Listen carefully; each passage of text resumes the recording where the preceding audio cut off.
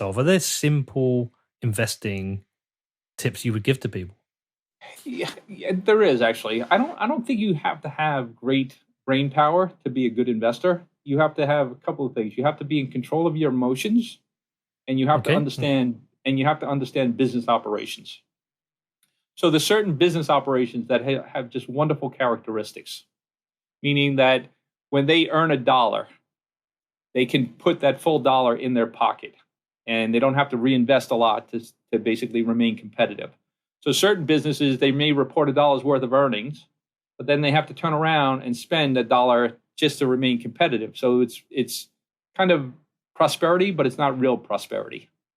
Other business, I'll use one of Warren Buffett's early investments, a company called See's Candy, and he bought the company for $25 million. And a couple of maybe 2 decades later, the company was throwing off operating income of $400 million, and it was this tremendous brand. And the cost of the equipment is not very high, and you don't have to replace it that frequently. So any money that he really earned, he could either keep for himself, or he could expand the business and make it grow and produce more profits.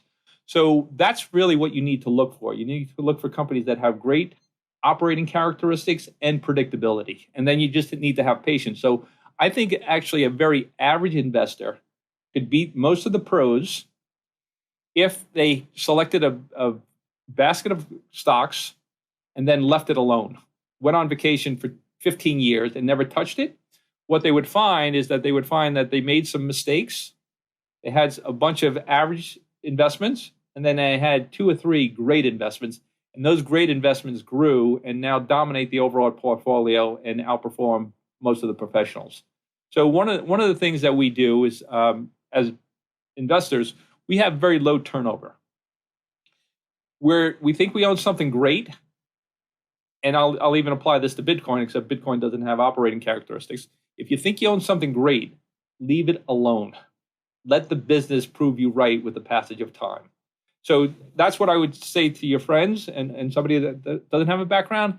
And then I would say that right now, you need to be thinking about that more probably than ever, because if the world is really going to go through an inflationary period of time because of scarcity of commodities, et cetera, you need to find those companies that can benefit from that, but don't get hurt from the cost structure that might rise as a result of that higher inflation.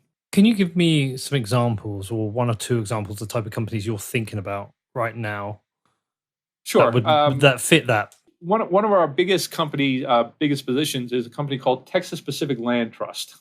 And Texas Pacific Land Trust has been around since 1880s. And if you look at the performance over the last 50, pick any time period really, 1 year, 10 year, 15 years, 20 years, 50 years, you would see that it has done extraordinarily well.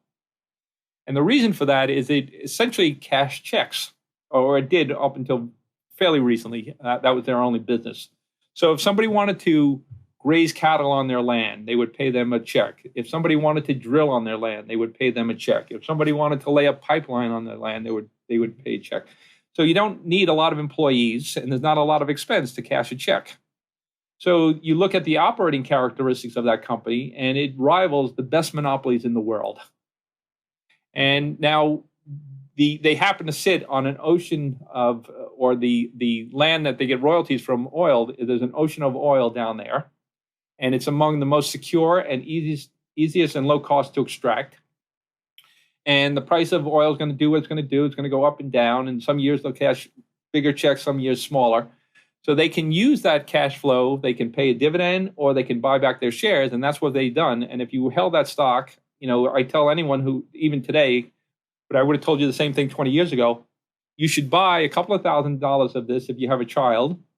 And by the time that child goes to college, that couple of $1,000s will pay for the college education because of the compounding effect. So that's a perfect example. A more kind of recognizable example is if you look at the various exchanges. So the Chicago Mercantile Exchange, the Chicago Board of Options Exchange, et cetera. Generally, the liquidity for a particular product centers around one exchange. So it tends to be an oligopolistic or monopolistic contract or product.